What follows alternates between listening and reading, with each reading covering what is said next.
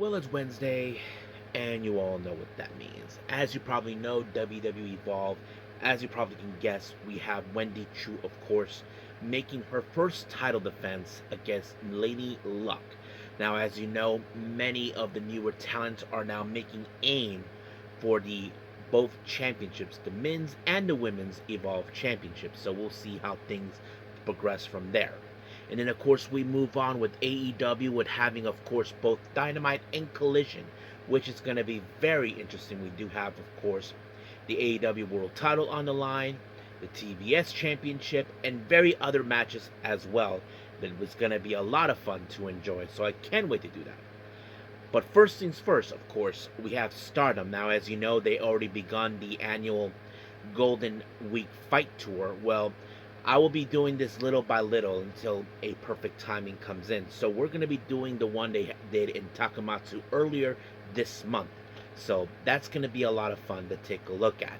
So we'll see how things will get, because we do know there are some preliminary matches involving for the upcoming event later on this month for Grand Dynasty. So stay tuned for that. And then, as always, we'll wrap up our episode as usual with some news updates to give you guys updates on what's been happening in the world of wrestling, such as what events the promotions are throwing out, who's booked, what matches are set, including developments that are happening in the world of wrestling as we speak. So, let's get ready for another episode of the Deleted Wrestle Zone.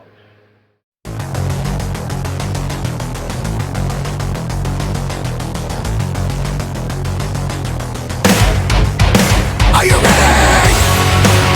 Get up, get up! Get up, get up! Get up, get up! Get up, get up! Get up, get up! Get up, get up! Hey everyone, welcome to Deleted Wrestle Zone, all things that is pro wrestling with AEW, NXT, New Japan Pro Wrestling, TNA, the National Wrestling Alliance, various promotions, wrestlers, matches, and championships. I am your host, J-Rod here. So, if you are new to the channel, welcome. This is a channel we do a lot of pro wrestling reviews from various promotions, not only here in the United States, but also in Japan, Mexico, Canada, Europe, the UK, anywhere pro wrestling is not as big, but it continues to grow. We also, of course, do discussion videos, talk about various topics such as the wrestlers themselves, and the promotions, factions, storylines, whatever we want to talk about. We also, of course, do more news updates. If certain information is unable to be on this episode, we can either put it on the next one or on a separate video by itself. We also, of course, do some real-time news updates to keep you guys on alert if something has happened in the world of wrestling that needs to be addressed ASAP. We also, of course, got the Unagi Sayaka Watch and various other cool wrestling content as well. So if you like what you see, please subscribe to us and click on that subscribe button. You'll be getting a lot of daily reviews and other cool wrestling content as well. But if you like this episode, please give us a like on the like button or a nice comment in the description down below. Now, enough with the jibber jabbers, let's get started. So, let's begin, of course, with more of Stardom. As you know, I already did this on day one. So we continue with more with the Golden Fight Week Tour, of course, in Takamatsu.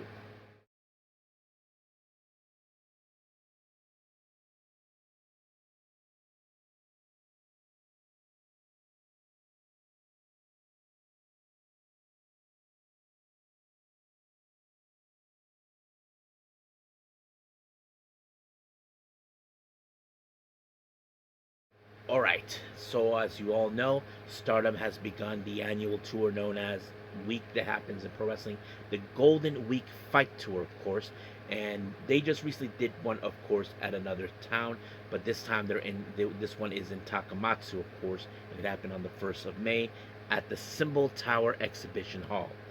Now, we do have some preliminary matches involving the Grand Dynasty that will take place later on this month, of course.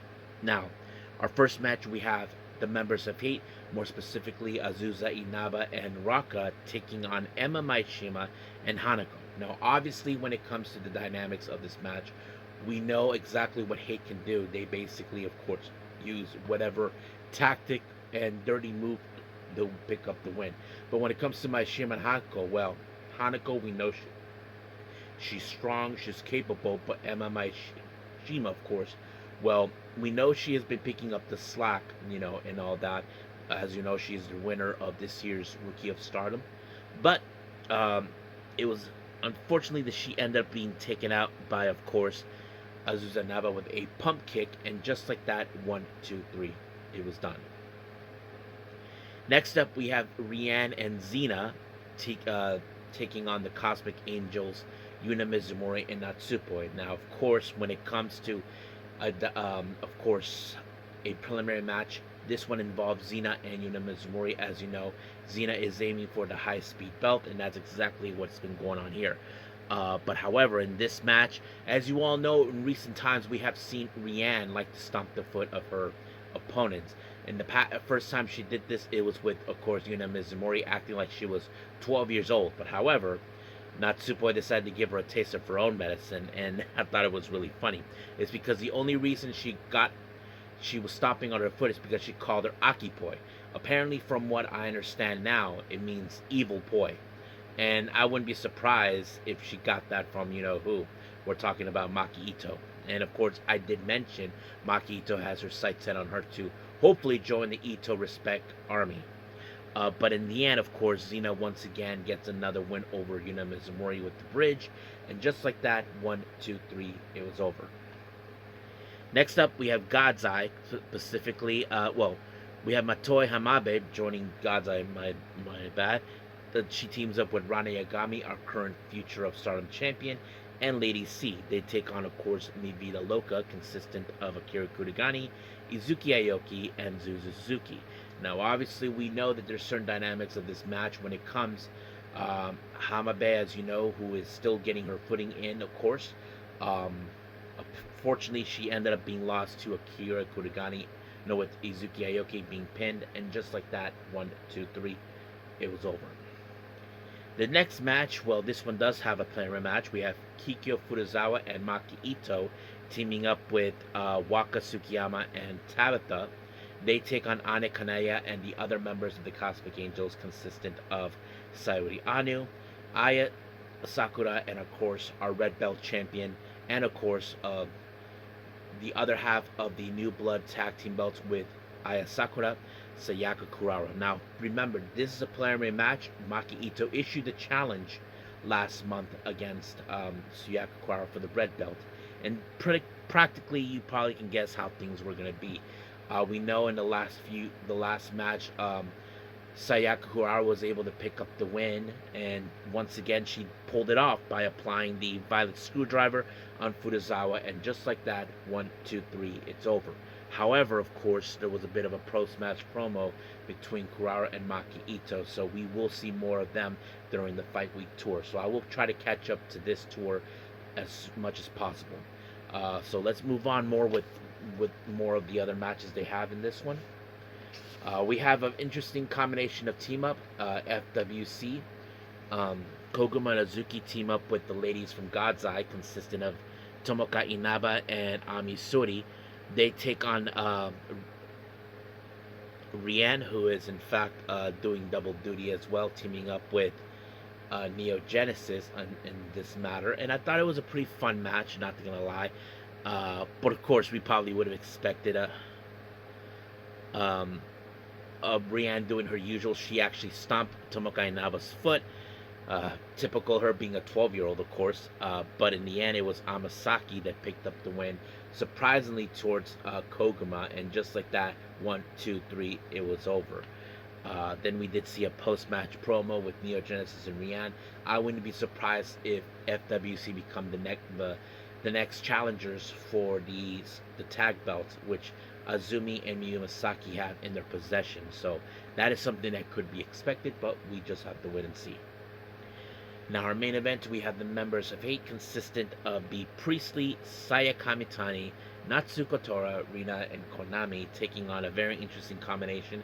We have Maika. She teams up with Shuri, her former D&D teammate, but they team up with the members of Stars, consistent of Momo Koko, Saida, and of course our newly crowned white belt champion Hanan. Now, obviously, this is another preliminary match. Bea Priestley, as you know, will be challenging for the white belt ever since she turned her back on Hanan and joining Hate.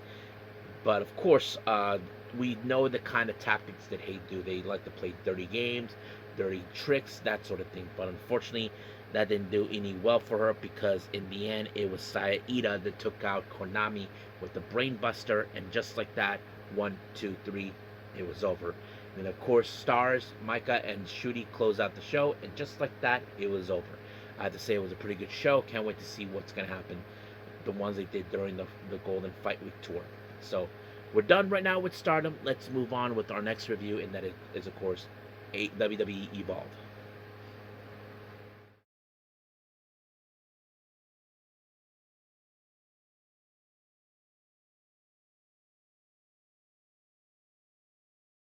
Okay, WWE Evolve. Now, as you know, we have, since things have changed, we have new champions. Of course, Aaron Rourke, our newly crowned Evolve champion, and Wendy Chu, our women's Evolve champion. However, of course, the Sharks are already in the water making their claim who will be the next person to dethrone our current champions. Now, Wendy Chu, of course, is not challenging, defending, of course, her women's Evolve championship against Lanie Luck. So it opened up with her. She even was amazed about Aaron Rourke's match that took place, of course, a week ago, how he was able to withstand knowing there's two wrestlers that are aiming for him. And of course, her opponent, Lanie Luck, so we'll see how things. Now, what I failed to allude is, as you all know, we did not see last week what happened when Aaron Rourke was being, of course, surrounded by Cam Hendricks and Harley Riggins. However, Aaron Rourke, being the champ that he is, he decided to try to fight it off as much as possible, but he was able to escape, without being further harmed. That he's already in the match already, facing, of course, Starboy Charlie. But now, well, I don't know. No, I mean, not Starboy Charlie, more than what he already had in a triple threat. So we'll see how that goes. Now, our next match, we have, of course, this new team. Ever since Vanity Project left, we can call it 2.0, however you want to call it. Jacare Ball, Santi Rivera, Max Abram, along with CJ Valor. They take on Chaz, Starboy Hall, Romero Moreno, and of course Cappuccino Jones. As you all know, this is a situation where these guys are now being like a new version of Vanity Project, but they're basically making things impossible. And of course, CJ Valor was going to get involved. But one thing that led to another is Skull decided to take matters in his hands and attack them. And of course, security got involved and dragged Skull away. But because of this distraction, it was Max Abram that was able to pick up the win with a somewhat of a famous sir onto Moreno, and just like that, 1, 2, 3, it was done. Now, Lady Luck, as you know, making her first title challenge for this is going to be a very interesting match. She had some things to say, so we'll see how things will go in the main event. Now, Kara Petrovic was just working out until she was rudely interrupted by both Nikita Lyons and Sloane Jacobs. Of course, they're trying to make a music video, but of course, Kara Petrovic decided, they need to settle this in the ring. So she said she was going to talk to the foreman, Timothy Thatcher. Now, speaking of Timothy Thatcher, our daily Evolve foreman, of course, he, of course, had to talk about the newly crowned Wendy Chu now making her first title defense. Aaron Rourke, of course, and all that, but Aaron Rourke had some things to say. So, of course, he said that a champion holds on to the belt as long as possible to prove his worth. And, of course, he said he thrives in pressure, knowing too well that the stacks could be against him one way or the other. But of course, he's calling out to those who want to have a shot of the Evolve Championship. Cam Hendricks, along with Harley Riggins, showed up. Then Brooks Jensen, who also aimed.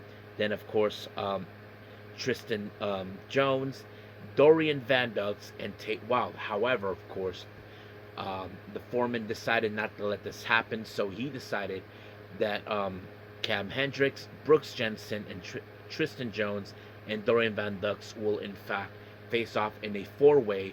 Whoever walks out will get a shot of the Evolve Championship. However, Tate Wilde, as you know, well, let's just say he does have a shot, has an opportunity for the title, but he has some unfinished business against Harley Riggins and Cam Hendricks. So later, then of course, the foreman decided to, of course, set up the match. Now, the match was okay, but however, of course, when it comes to Harley Riggins, we know that Cam Hendricks is right there watching, making sure things go in their way. But of course, this match ended with a pinfall by, of course,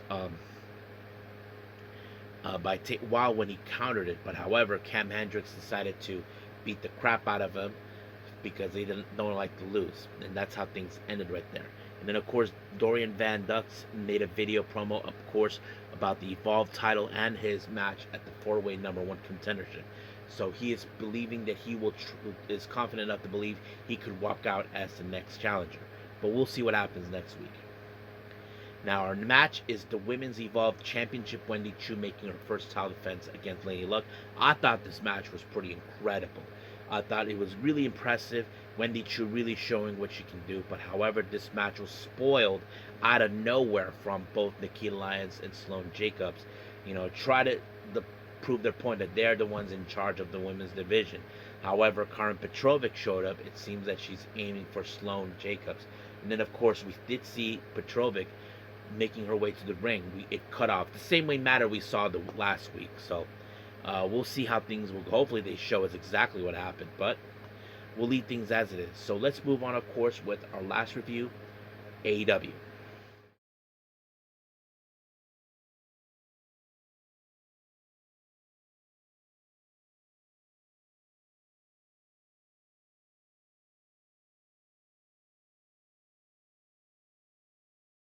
Okay, AEW Dynamite and Collision, of course, both shows are on the same day. Many probably wondering why. Well, this Saturday there's going to be a big event, and they didn't want to interfere with that. Now, of course, the event opened up with a memorial service. As you all know, Ted Turner, who in fact, of course, ran the network and not to mention brought WCW, passed away. Tony Schiavone, who knew him, was there giving some talk about him, and he wasn't the only one. So was Sting as well. So it's sad that someone who brought in this amazing promotion passed away, and it sucks. But thank you, Ted, for the wonderful memories we got from WCW. So rest in peace. Now, we opened up our first match with the Eliminator match for the AEW Continental Championship. Jon Moxley versus Juice Robinson. Now, of course, many of you know this, that their history dates back a lot longer, as you remember. When Jon Moxley made his appearance in, of course, in New Japan Pro Wrestling, he challenged Juice Robinson at the time, who was the IWGP United States Champion, and won that belt.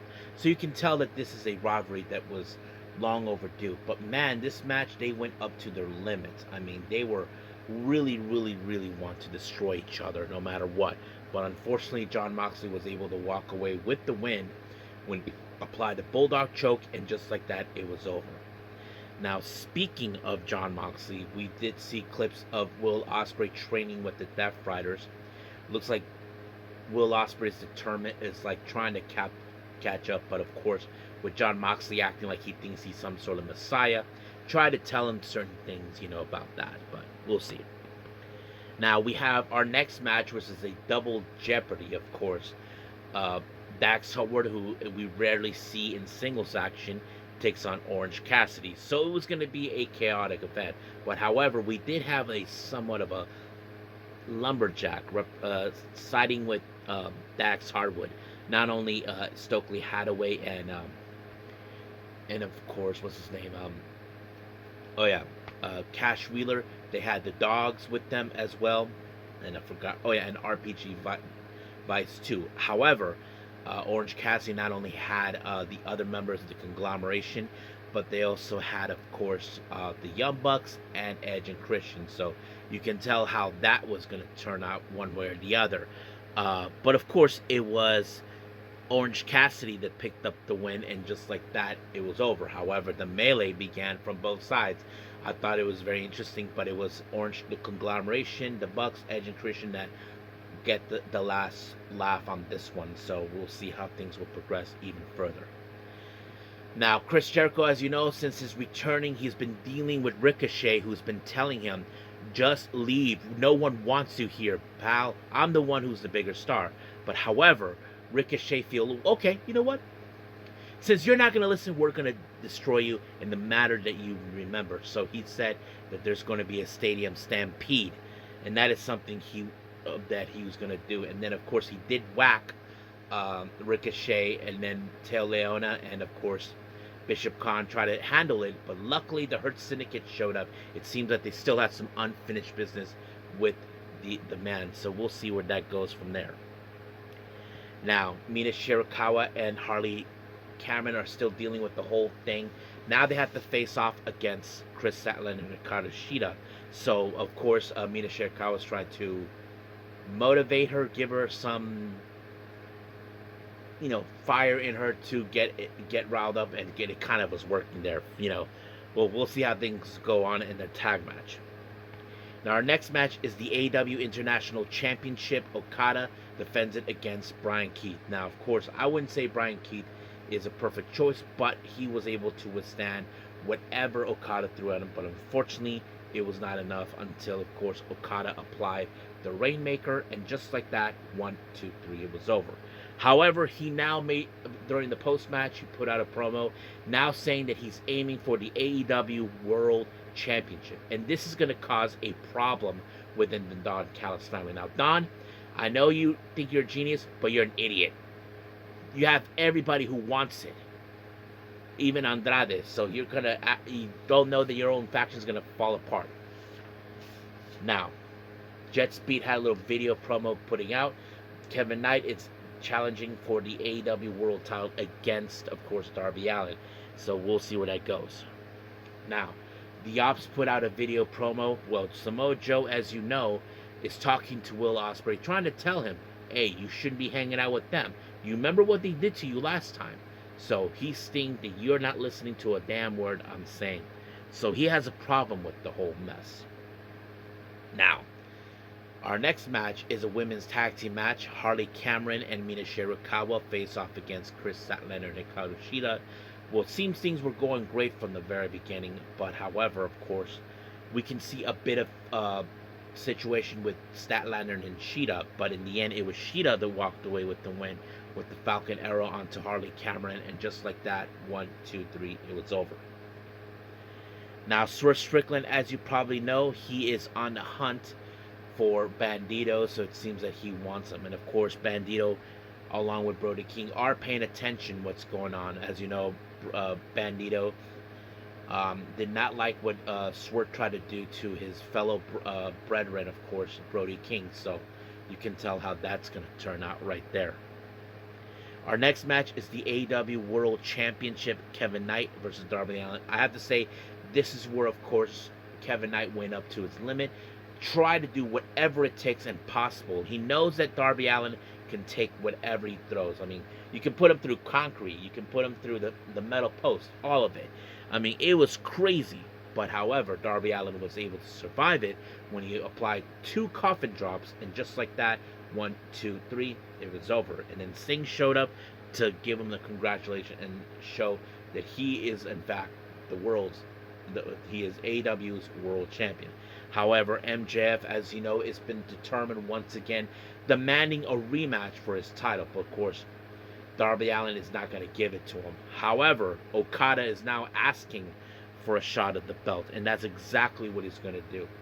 I think Darby Allin knows that he can't escape Okada, but we'll see how that rolls.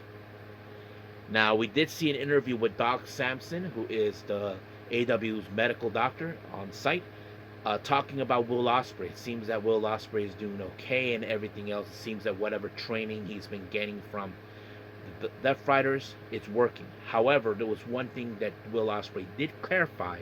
He is not a member of the Death Riders. So he made that perfectly clear.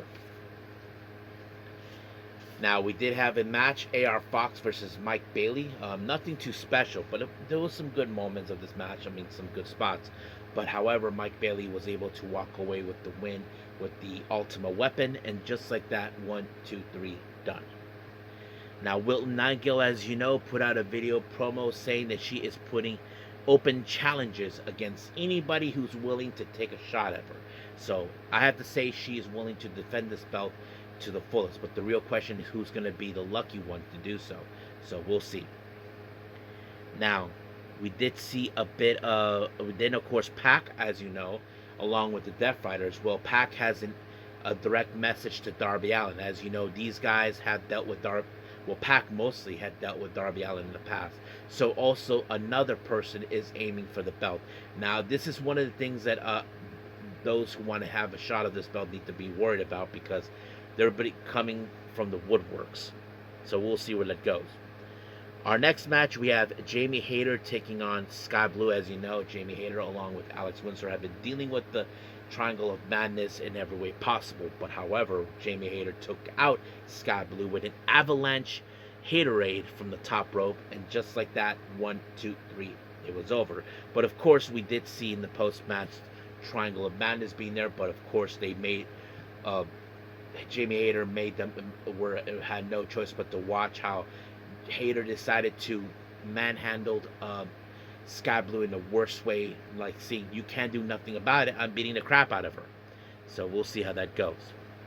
Now, Don Callis, as you know, he is happy as a clam knowing that Okada is going to be challenging for the AEW World Title, and he said he's and of course Takeshita is telling Okada, you should be more worried about me for the international title. But of course, you know, Okada is not, he doesn't need to be worried because he thinks he will walk away with it. But of course, Don Callis tells everybody that Okada is his handpicked guy, the one who's going to dethrone Darby Allin. But however, Andrade said this, and I don't know if there's a shirt about it, but if it does, he tells him, how you know? And he acts like he thinks, like, I know because I know it. Don, you're an idiot. You don't know. But we'll see. Now, let's call this next match a squash match. We have Roosh taking on Manny Low. Well, Manny, the old saying goes, you mess with the bull, you get the horns. And he got the bull horns by Roosh, and just like that. Now, Jungle Jack Perry, as you know, is on his national tour, along with, of course, on the Jurassic Express with Luchasaurus. Well, as you know, he'll be defending the national title once again against Mark Davis. So we'll see how that plays out again. Our main event is the Death Riders, Claudio Castagnoli, Daniel Garcia and Wheeler Yuta teaming up once again with the Dogs, David Finlay and Clark Connors, taking on, of course, the Bang Bang Gang, Ace Austin, Colton and Austin Gunn. They team up with Super Kick Party. That's right, the Young Bucks. So this match was chaotic and all that. Now, last time we did see the Death Riders and the Dogs pick up a huge win last time. But this time we did see some very good coordination coming from both the Bang Bang Gang and the Bucks. But in the end, Ace Austin was the one who picked up the win with the fold onto Wheeler Yuta. And just like that, 1, 2, 3, adios. It's over, baby. So we'll see what happens this Saturday at the Fairway to Hell. So stay tuned for that. But as of right now, let's end this episode with some news updates.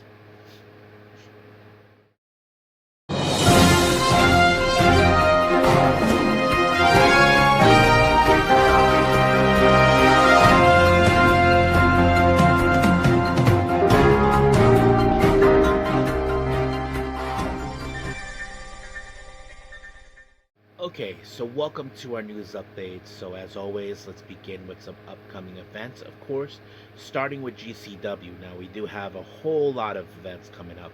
Now, as you know, on the 15th of May, they will be in Detroit for the Guilty Conscience. It was announced that the GCW Ultraviolet Championship will be on the line. Matt Tremont will defend it against Anakin Murphy. I don't know who that guy is. The following day in St. Louis for Gateway to the Death, we have Slade that will take on Too Tough Tony. And then the following day after that, on May 17th, in Des Moines, Iowa, which is their debut city over there, the Ring of Fields, it was announced that the GCW World Tag Team belts will be on the line. Busta and the Brain will defend it against Bear Dozer, which of course is Matt Tremont and Bear Bronson. Then, of course, in June on the 20th, we have the last ones left.